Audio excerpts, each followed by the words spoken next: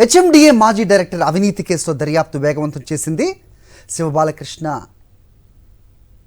ఆయన బినామీలను అధికారులు విచారిస్తున్నారు. 2020 నుంచి 2023 వరకు బినామీలపై శివబాలకృష్ణ కొనుగోలు చేసిన ఆస్తుల వివరాలను రాబట్టింది ఏసీబీ. ఐఏఎస్ అధికారికి సిఆర్పి 160 నోటీసులు ఇచ్చి విచారించనుంది ఏసీబీ.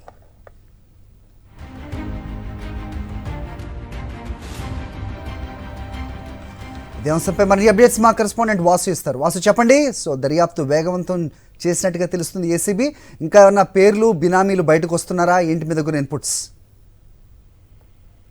అది హెచ్ఎండిఏ మాజీ డైరెక్టర్ శివబాలకృష్ణ దర్యాప్తులో అనేక విషయాలు ఎదుర్కొస్తూ ఉన్నాయి. ఉన్నతాధికారులు ఐఏఎస్ అధికారుల నుంచి కూడా అటెండర్ వరకు ఉన్నటువంటి బినామీలు, పాత్రలు, అభివృద్ధికి సంబంధించినటువంటి వాళ్ళ పాత్ర ఏంటి అన్న కోణంలో కూడా ఏసీబీ దర్యాప్తు చేస్తోంది. ప్రధానంగా డ్రైవర్ తో పాటు అటెండర్, ఎవరైతే డ్రైవర్ గోపి, అటెండర్ హబీబ్ తో పాటు సత్యనారాయణమూర్తి, బాలకృష్ణ, అతని మేనల్లులు ఇద్దరు కూడా భరత్, భరణికి సంబంధించి వీళ్ళందరినీ కూడా విచారిస్తా ఉంది. ప్రధానంగా వీళ్ళపైన పెద్ద ఎత్తున బినామీ ఆస్తులు కూడా పెట్టారు. వీళ్ళ చేతుల అవినీతికి పాల్పడ్డాడనే అంశాన్ని ఏసీబీ గుర్తించింది. కాకపోతే ప్రస్తుతం 2020 నుండి 2023 వరకు ఈయన ఏదైతే హెచ్ఎండిఏలో మాజీ డైరెక్టర్ గా పనిచేస్తున్న నేపథ్యంలో కూడా కొనుగోలు చేసినటువంటి ఆస్తుల వివరాలను రాబట్టే పనులు ఏసీబీ పడింది.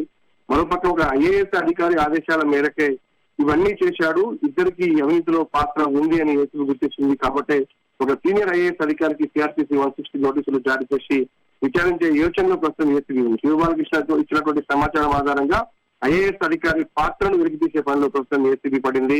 అతనికి ఈ రోజు లేదా రేపు ఏ క్షణమైన ఏసీబీ అధికారులు విచారించే అవకాశం ఉంది. ఇప్పటికీ అతనికి సంబంధించినటువంటి ఆస్తులు కూడా భారీగా గుర్తించింది. అవన్నీ ఎలా కూడబెట్టారు, బాలకృష్ణతో కలిపి చేతులు కలిపి అవినీతి అక్రమాల పాల్పడి హైరైజ్ బిల్డింగ్ ల పర్మిషన్ కావచ్చు, భూముల రెగ్యులేషన్ కావచ్చు, ఈ అవినీతి సొమ్ము కూడబెట్టారన్నటువంటి ఆధారాలు ఏసీబీ సేకరించింది. కాబట్టి ఈ మధ్యకాలంలోనే అనేక ఆస్తులు కొనుగోలు చేసినట్టుగా గుర్తించినటువంటి ఏసీబీ ఐఏఎస్ అధికారితో పాటు శివబాలకృష్ణ బినామీలు, ఇతర అధికారుల పాత్రపై కూడా పూర్తిగా ఆరాధిస్తుంది. అవసరమైతే ఈ రోజు రేపు కొన్ని కీలక అరెస్టులు కూడా జరిగే అవకాశం.